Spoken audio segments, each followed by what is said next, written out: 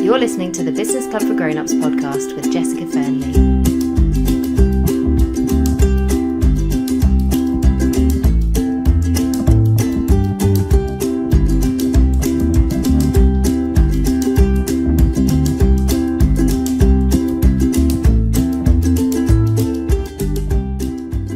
So hi everyone, welcome to the Business Club for Grown-Ups podcast. Today we're going to be talking about how to stay focused on your business and knowing what to do next as an entrepreneur. And I don't know if this is a topic that you can relate to. I think sometimes we can all feel so changeable about our businesses. You have a good day and you make some sales and money is coming in. You just think, yes, I've made it, I'm doing so well. But then you have a day full of discouragements, maybe where your marketing campaign hasn't gone the way you wanted to, or your Facebook ad has got really bad conversion rates, where you just feel like, I thought I'd make that sale and I didn't make it. Or some days you feel tired and you just think, I just don't know if I can put myself out there in the way that I need to today. I'm just tired. It's so hard all the time because it really can feel draining as an entrepreneur, can't it? I love my business. I love the work that I do, but my goodness, I have had to get really tough and really resilient just to be ready to put myself out there on the days when I don't feel like it, on the days when I just think, I just don't want to do this today. I don't want to go on Facebook today. It all feels like too much. So on the days when things are going really well, we can just feel super confident, super focused. But how do you cope on the days when you just think, I don't really feel like doing this today? It could be that you're a mum. I have children at the moment who are perpetually ill with colds and coughs and vomiting bugs. There's always something. You can probably hear in my voice that this weekend I've been fighting off a cold that the kids have had in the previous week. And that's fine, that's part of normal life. But how do we get into our best mindset and best readiness to do awesome work when the kids go off to school or nursery, or you sit down at your desk on a Monday morning and you just think, right, this is my time, this is the moment to do this? I think there's also something about wanting reassurance or wanting a benchmark of how our business is doing. I always say to people, you just, when you're an entrepreneur, you have to stop comparing yourself to other people. And I believe that really passionately. It's something that I grew up doing over every little aspect. Did I look the same as everyone else? Was I keeping up academically? For someone like me, I'm quite small. I'm only 5'3". So keeping up with everyone else height-wise was something I had to check out of at a very early stage of my life, unfortunately. And I guess that the positive side is that I don't look my 35 years, but sometimes I wish that I could buy alcohol without getting ID'd. So I think it's really good for us to get out of the habit of always comparing ourselves to others. And isn't that just such a huge temptation as an entrepreneur? In the online space, on Facebook, on Instagram, we can just spend time being like, look at what they're doing. Look at their business. It seems like it's going so well. It seems like they've got so many more clients than I have, or they're making so much more money than I have, or it's all just more effortless than it feels in my business. But actually, isn't that just a losing game to play? Because you never see the drama in someone else's business. You never see the behind the scenes stuff. You only ever see them at their most polished, at their most presentable. And actually, you've got to also ask yourself, what do people think when they see my business? I've been really shocked sometimes at how positively people see my business, because actually when you're in it, it never feels like that. And I've spoken to people in the last month who felt exactly the same. They've had someone come up to them and say, do you know what? It's really great what you're doing in your business. It just seems like it's going so well. And that might be the case, but sometimes it doesn't feel like it's going well. So sometimes we just want this kind of benchmark of how our business is doing, because that's really helpful information. It's not just about vanity metrics, which I'll talk about more on another occasion, but actually, how do we know what we should be focusing on in our businesses? How do we know what we should be doing next? Something that I've experienced quite a lot is following some of the big name coaches out there who, to me, are really inspirational. And certainly when I started my business, there were several coaches I lived and breathed for every word that came out of their mouth. I wanted to consume it all. I was really keen to learn. And I was in that phase where you just think, I really want to know how to do my online business. As I've got more confident, as I've been in business for more and more years, I haven't felt like I've needed someone else's permission or guidelines or anything. I've been a lot more confident to set my own course and stand on my own 2 feet and just say, I know that's what everyone out there is doing at the moment, but I'm going to take this path instead.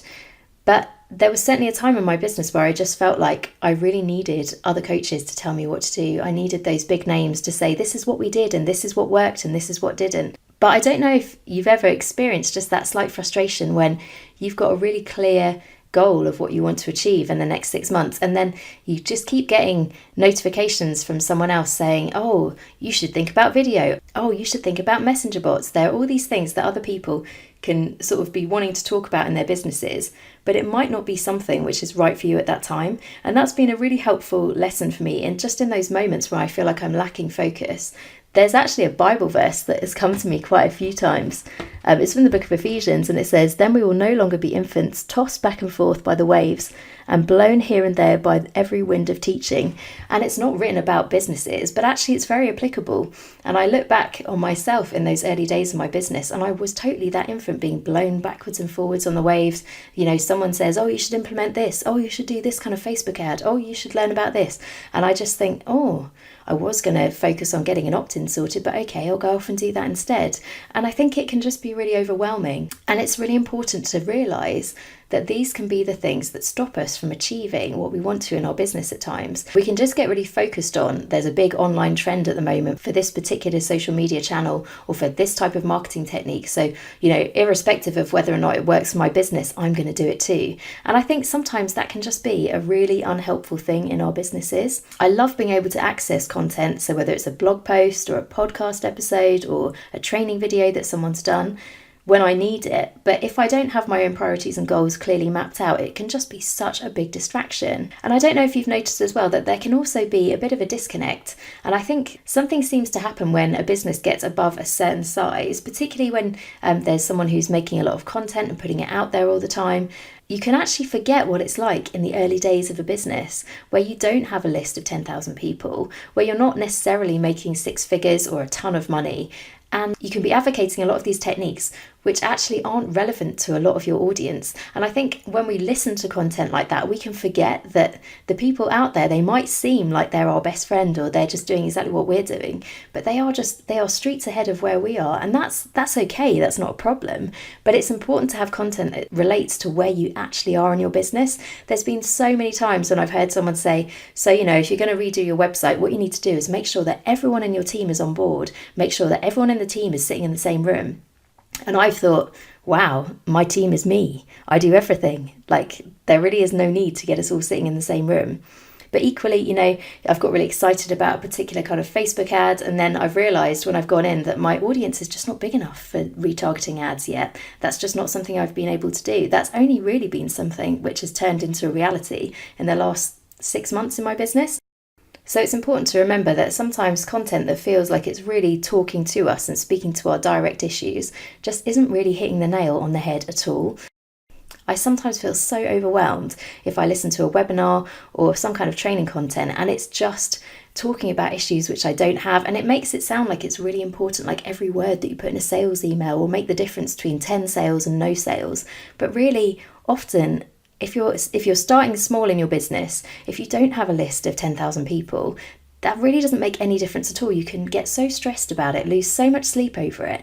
And then when it comes down to it, actually, it would be better to just send that person an individual personal email and say whatever you feel like saying. And I've started to talk about this more in the last few months, actually. But in my business, I've really found that it started doing so much better since I stopped listening to all of those formulas and swipe files and doing everything that works in other people's businesses, and instead just talking to the people who are in my audience and saying, hey, what would you like? What can I help you with? Make it a real conversation, make it a working dynamic which is based around them as a person. That's what you can do really well when your business is not at this kind of stadium filling size. It can be really, really effective to just talk to people. And really make sure that that's something which resonates really strongly with them. Whenever you put out an offer, it's for those people. This is how you get your business to work, essentially. So those are some of the ways that I think we can get really distracted by other people's content and by listening to people on this massive scale who they haven't been at the early stages of their business for a really long time.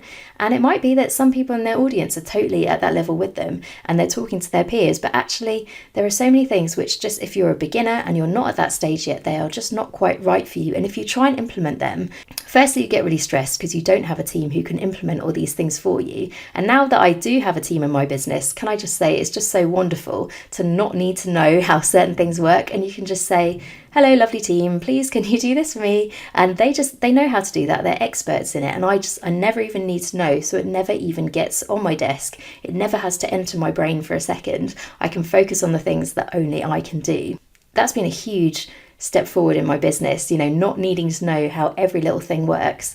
But I think also we can get quite stressed out about stuff when you're just like, oh, everyone said that if I just change that word in this email, then everything will be fine. And I've changed it and nothing's happened. There's been no impact. And I think often the issue underlying all of that is that actually our audience is just not big enough at the moment for that to be an issue. So we don't really need to worry about it. And there are more effective things that we can be focusing on. So with all that in mind, I want to tell you about a little quiz that I've set up this year, which I love so much.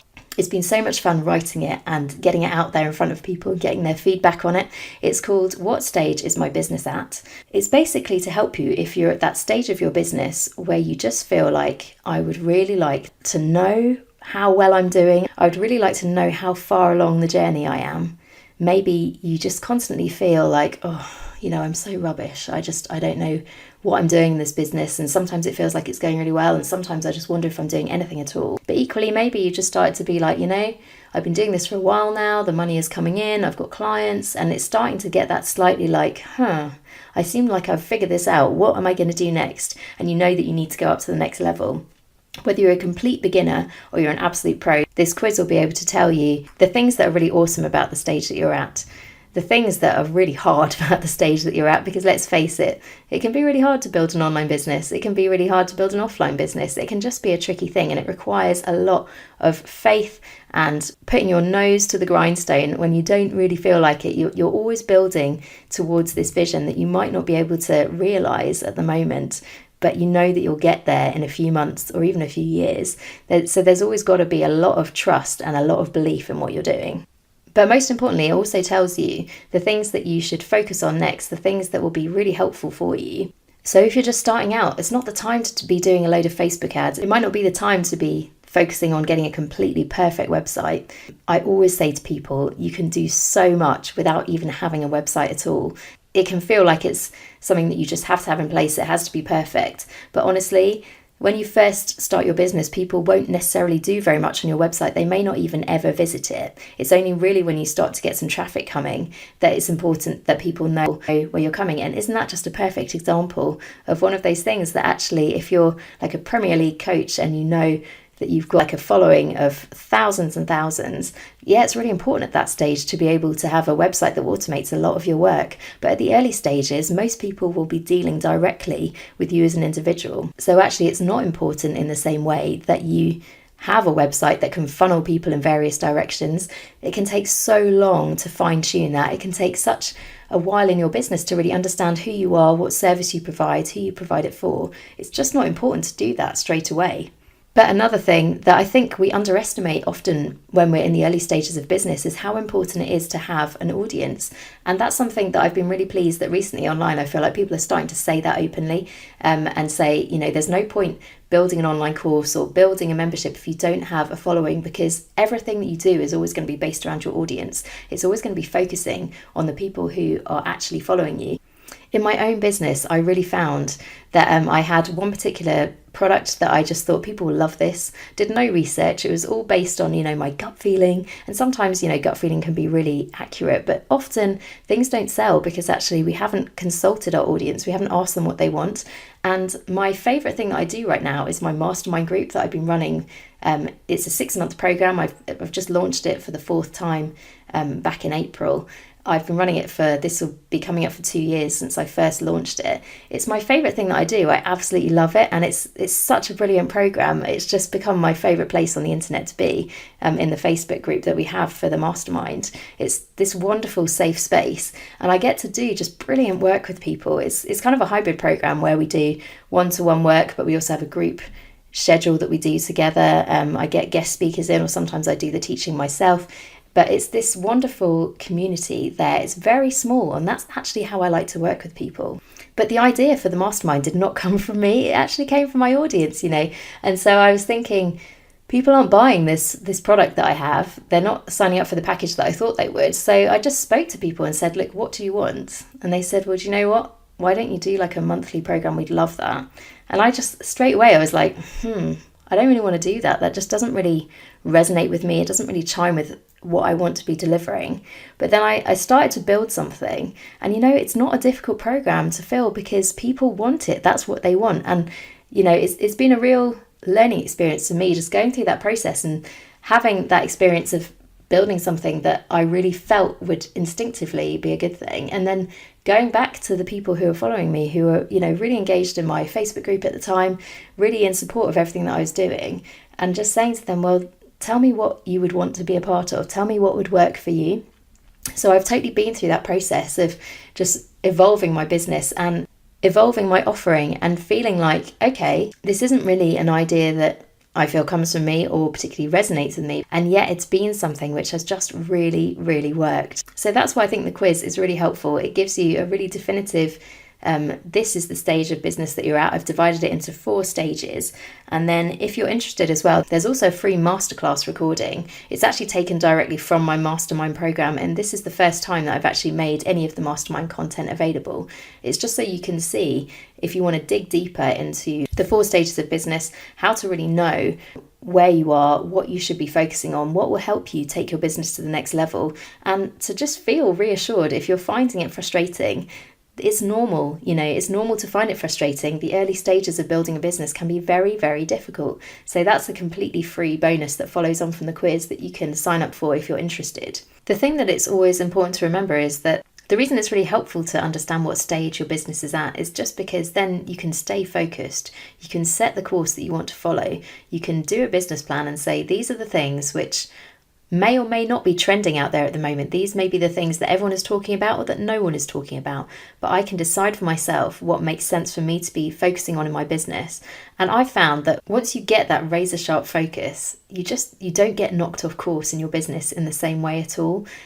Other people might be talking about all kinds of things, and that might be right for your business or it might not, but it gives you that power to choose. And for me, that's been one of the most powerful things in just getting focused, making a plan, sticking to it, getting results, not just making a plan and then never quite implementing it. You can actually say, I want to do this. Here's my plan for the next 6 months. Here's what I'm going to do. Set out, get it done, get it finished. I've had so many things in the early stages of my business that I got 90% or 95% finished and I never launched them. It's so frustrating when you have the idea, but then you lose your confidence right at the last minute and you just think, oh, maybe that's not a good idea after all. When you can find that focus and keep it, you don't sit down at your desk and go, oh, what should I do today? Oh, I'll just look at Facebook or Instagram and I'll see what everyone else is doing. You stop looking over your shoulder all the time and you can just say, I know what I need to do. I'm going to sit down and I'm going to get it done. It makes such a huge difference. So thanks for joining me today. This is an area that I feel really passionate about. So it's been great to air some of these issues. And if it's something that you're struggling with in your business, then I really hope that you'll find the quiz useful. I'll put the link to it in the show notes. Have a great week and I'll see you next time. You've been listening to the Business Club for Grown-Ups podcast with Jessica Fernley. To find out more, visit thebusinessclubforgrownups.com.